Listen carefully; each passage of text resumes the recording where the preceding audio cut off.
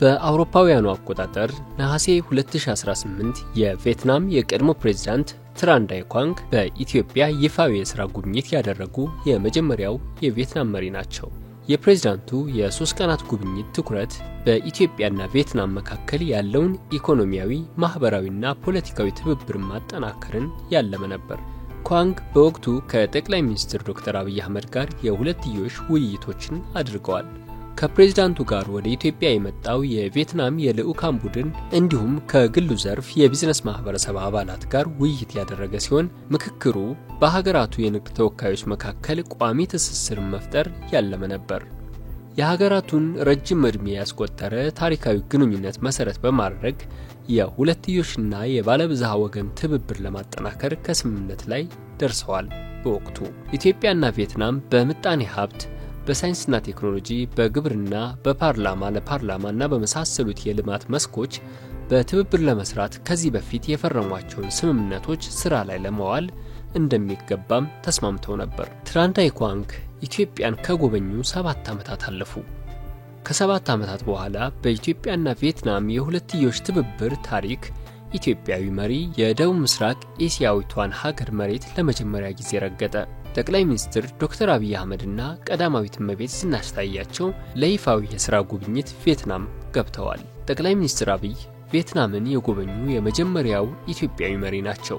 ይህ በሁለቱ ሀገራት መካከል የሁለትዮሽ ትብብር ዑደት ውስጥ ትልቅ ትርጉምና አንድምታ ያለው ነው።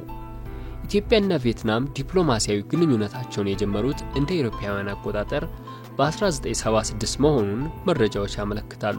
የሁለቱ ሀገራት የሁለትዮሽ ትብብር እንደ አውሮፓውያን አቆጣጠር በ2026 50ኛ ዓመቱን ይደፍናል። በእነዚህ ዓመታት ውስጥ በቪየትናም በመሪ ደረጃ የጎበኘ የኢትዮጵያ ባለስልጣን የለም።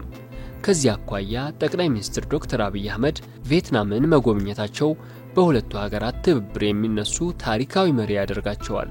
ቪየትናም ኒውስ፣ ቮይስ ኦፍ ቪየትናም፣ ናንዳን ኦንላይን እና ቪየትናም ፕላስ የተለያዩ የሀገሪቷ መገናኛ ብዙሃን ታሪካዊው የጠቅላይ ሚኒስትሩ ጉብኝት የሁለቱን ሀገራት የሁለትዮሽ ትብብር ወደ አዲስ ምዕራፍ እንደሚያሸጋግረው ዘግበዋል። ጠቅላይ ሚኒስትር አብይ አህመድ በቪየትናም በሚኖራቸው ቆይታ በ2025 የፒ4ጂ ቪየትናም ጉባኤ ላይ እንደሚሳተፉ የጠቅላይ ሚኒስትር ጽሕፈት ቤት አሳውቋል። በቆይታቸው ከቪየትናም የፀሐይ ኃይል ማመንጫ በማምረት ወደ ውጭ የሚልከውን ቶዮ ሶላር የተባለውን ፋብሪካ ጎብኝተዋል። ድርጅቱ በቅርቡ በሐዋሳ ኢንዱስትሪ ፓርክ በመግባት በኢትዮጵያ ስራ ጀምሯል። ጠቅላይ ሚኒስትሩ ድርጅቱ ከፀሐይ ኃይል ማመንጫ ምርት ባሻገር የኃይል ማመንጫ ፋብሪካ እንዲያቋቁም አበረታተዋል። ይህም ሀገራችን ከያዘችው የአረንጓዴ አሻራ ፖሊሲ ጋር የተናበበ በማደግ ላይ ላለው የኃይል ጥያቄም ምላሽ በመስጠት ሊያግዝ የሚችል መሆኑን መግለጻቸውን የጽሕፈት ቤቱ መረጃ ያመለክታል። የቪየትናም መገናኛ ብዙሃን ጉብኝቱ የሀገራቱን የሁለትዮሽና የባለብዝሃ ወገን ትብብር እንደሚያጠናክር በመግለጽ ላይ ይገኛሉ። ኢትዮጵያና ቪየትናም ባለፉት ጥቂት ዓመታት የሁለትዮሽ ትብብራቸውን የበለጠ ለማጠናከር የሚያስችላቸውን ጥረት በማድረግ ላይ ናቸው። በየካቲት ወር 2017 ዓመተ ምህረት በአዲስ አበባ የተደረገው የመጀመሪያው የኢትዮጵያና ቪየትናም የጋራ የፖለቲካ ምክክር የዚሁ ፍላጎት ማሳያ ነው።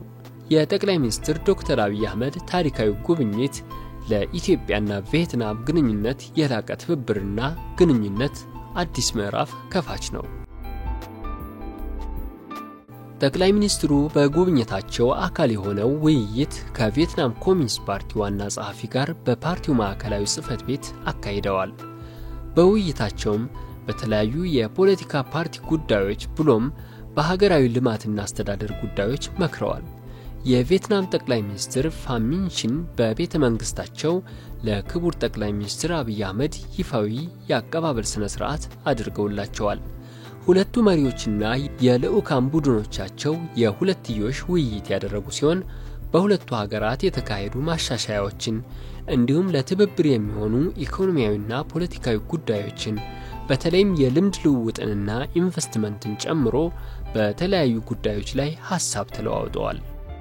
መሪዎቹ የትብብር ሰነዶች የፊርማ ስነ ስርዓት ላይም የተገኙ ሲሆን በንግድና በትምህርት ትብብር ላይ የመግባቢያ ስምምነቶች ተፈርመዋል።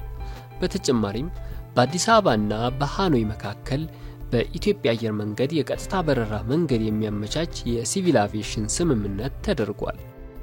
ጠቅላይ ሚኒስትሩ በማህበራዊ ትስስር ገጻቸው ባሰፈሩት መልእክት የቪየትናም ጠቅላይ ሚኒስትር ፋም ሚንቺን በይፋዊ ጉብኝታቸው ወቅት ላደረጉልን የደመቀ አቀባበልና የክብር መስተንግዶ አመስግነዋል።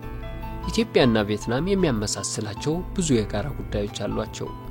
ሁለታችንም ትልቅና ለሥራ የተነሳሳ ወጣት ሕዝብ ያለን፣ ለልማትና እድገት የቆረጥን እንዲሁም በታሪካችን ሂደትም በጽናታችን የምንታወቅ ሀገራት ነን። ውይይታችን በንቁ ተሳትፎ የሚገለጥና ጥልቀትም የነበረው ነበር።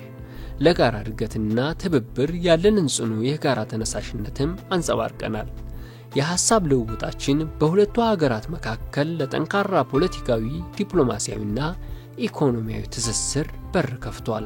ጠቅላይ ሚኒስትር ፋም ሚንቺን በቅርብ ኢትዮጵያን በሚጎበኙበት ወቅት የጋራ ራዕዮቻችን የበለጠ የምናጠናክርበትና በዛሬው የዓለማችን አውድ የሁለትዮሽ ግንኙነታችንን ይበልጥ የምናጸናበት ይሆናል ሲሉም ጠቅላይ ሚኒስትር ዶክተር አብይ አህመድ አረጋግጠዋል።